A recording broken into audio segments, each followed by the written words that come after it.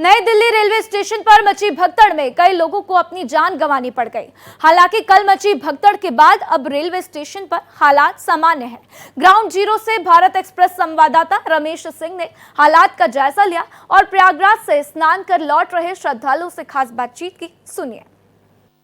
इस समय हम नई दिल्ली रेलवे स्टेशन पे है। 15 तारीख की शाम को जो भगदड़ मची उसके बाद अब यहाँ की स्थिति सामान्य है। आप देखिए कि तमाम सुरक्षा के जवान यहाँ पे हैं, अपनी सुरक्षा की बातें कर रहे हैं और लगातार ये कोशिश की जा रही है कि कैसे यात्रियों को सुविधाजनक तरीके से सुरक्षित उनके गंतव्य तक पहुँचाया जाए। भीड़ जो है वो सामान्य दिनों की तरह है। हम बात करेंगे, कुछ यात्री कुंभ से आ रहे हैं। आप लोग कहाँ से कुंभ स्नान करके आ रहे हैं?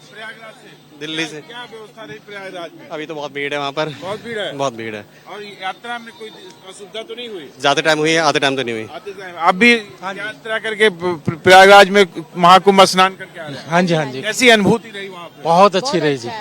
पहले से तो बहुत बेटर हो गया अब, और स्नान भी अच्छे किया हमने और सभी सुविधाएं अच्छी हैं। सरकार ने बहुत इम्प्रूवमेंट किया है। भगदड़ के बाद जो भय था वो कुछ कम हुआ? हाँ, निकल गया है। हाँ, रेलवे प्रशासन ने अच्छी बहुत व्यवस्था अच्छी की है। हाँ, भीड़ को किसी तरह मैनेज कंट्रोल किया है। हाँ, व्हीकल्स वगैरह सब बाहर आउट में निकालते हैं, शहर से बाहर, सिटी से बाहर। कितने किलोमीटर चलना पड़ा पैदल? कुछ 12-13 किलोमीटर। फिर भी आप लोग खुश हैं? हाँ, बहुत खुश है।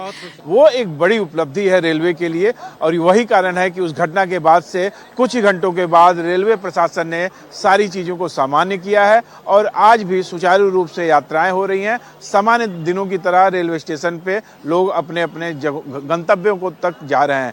कैमरामैन धर्मेंद्र के साथ रमेश कुमार सिंह, भारत एक्सप्रेस। तो देखिए, हादसे के बाद से रेलवे सतर्क हो गया और इसी पर ज्यादा जानकारी के लिए मेरे सहयोगी रमेश मेरे साथ जुड़ चुके हैं। सीधा उनका रुख करते हैं।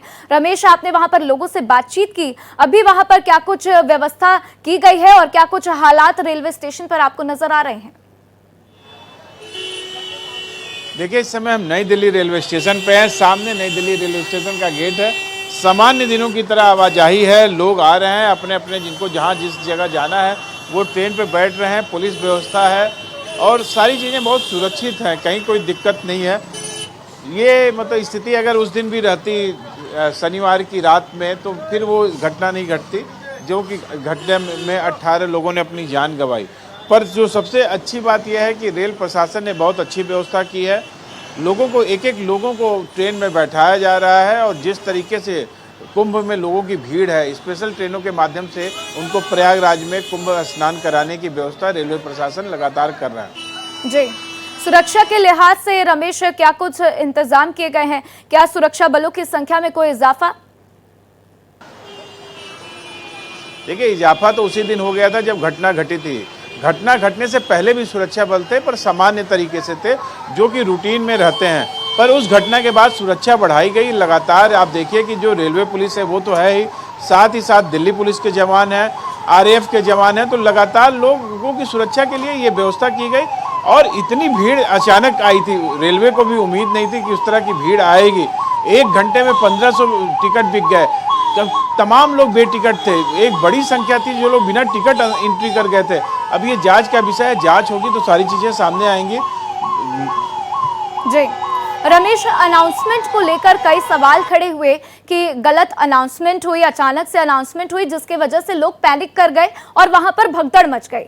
इसको लेकर क्या कुछ बदलाव किए गए हैं? कोई दिशा निर्देश अनाउंसमेंट को लेकर? अनाउंसमेंट के लिए कोई गलत अनाउंसमेंट नहीं था। एक ट्रेन आई थी, वो इलाहाबाद से आई थी, प्रयागराज से। तो लोगों को लगा कि प्रयागराज जो 14 नंबर पे आने वाली है वो प्रयागराज 16 पे आई है। तो इस नाते लोगों के अंदर गलतफहमी हुई और इस तरह की हड़बड़ी हो जाती है। जब आप यात्रा पे जाते हैं, बहुत ज़्यादा भीड़ होती है तो कई बार हड़बड़ी की स्थिति में आदमी को जो सुनना चाहिए वो सुन नहीं पाता है और वो गलत सुन लेता है। तो इस तरह से हड़बड़ी मची और उसी को लोग बताते गए कि हाँ उस प्लेटफॉर्म पे, तो लोग इस प्लेटफॉर्म से उस प्लेटफॉर्म जाने लगे जिससे कि भगदड़ की स्थिति हुई और उस भगदड़ में देखिए कि 18 लोगों की मृत्यु हो गई। जी, 18 लोगों की मृत्यु हुई, 25 लोग घायल बताए जा रहे थे। और घायलों को लेकर क्या कुछ अपडेट मिला रमेश आपको अभी तक? क्या वो सभी लोग अपने घर वापस लौट गए हैं? इसको लेकर क्या कुछ जानकारी सामने आ रही है? बिल्कुल, लगभग सभी लोग चले गए हैं। कुछ लोग बचे हुए हैं, उनका भी इलाज चल रहा है। बहुत जल्द वो लोग भी अपने घरों को पहुंच जाएंगे। जी। ठीक है रमेश, मेरे साथ जानकारी साझा करने के लिए आपका शुक्रिया।